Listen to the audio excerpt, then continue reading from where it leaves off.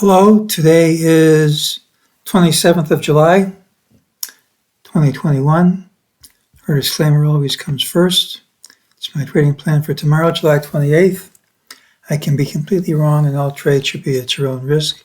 Please follow the rules of my channel. Please click like and please tell your friends. We always start by going over yesterday's call. Look for the pattern with the early low. This is it, and tomorrow also has the early low. We gave a number of reasons why this could be a high. I wasn't particularly impressed. I said if we drop early, fine. But if we didn't, I expected to see higher prices. And here's what I said. Unless there's early weakness, odds favor higher prices. Well, we got the early weakness. Shows you how much I know. During the day, MEJT says ultimately higher prices will trade over this line at the minimum. Usually we get more, but there's no time limit. And even though it usually prints pretty fast, it doesn't have to print anytime soon. That's 4406.19. Remember, when you're this close to a high, MEJT will almost always leave a failed target if there's a real change in trends. You really can't count on it printing. But that's the target. It's a different target from the afternoon sell signal. That wasn't enough to satisfy it. You should undercut the low, which means 43.7250. Most likely to print tomorrow.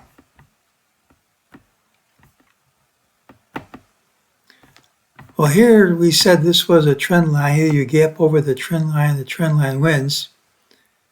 We didn't gap over it.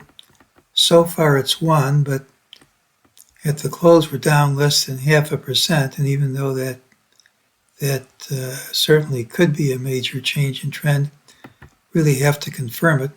Certainly everything fits if it works. We had a count with 5 waves up, but I've seen other counts more impressive than this. But if it works, you can't argue with it. I know futures are down as I'm recording this. That doesn't mean anything because we gapped down, hit lower lows, closed over all the lows, and that's a positive pattern.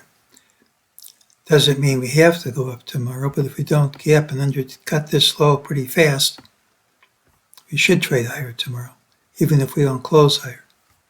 So we have a higher target, 4406.19, with no time limit, but normally you don't have to wait long.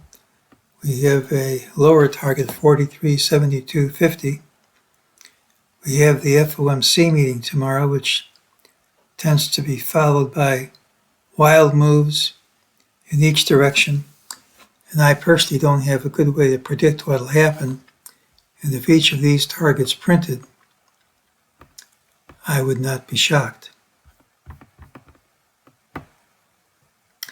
Tomorrow's pattern has yearly low. We could gap up. Mixed signals. It's positive we have a higher ultimate target, no time limit for it to print. I'd be happier if it didn't print now, as the system likes to leave a failed target and major changes in trend. It's also bullish. We gap down, hit a lower low, closed over all the lows. So either we gap and promptly undercut the day's low or we see lower price at some point. But it's bearish. We have a lower MEJT target. Tomorrow is its preferred time frame to print. The FOMC meeting is tomorrow. I don't have a sufficiently accurate way to predict the market's response to it. Typically, you get wild swings, both directions. First move telegraphs the market's eventual path. So you have higher and lower targets.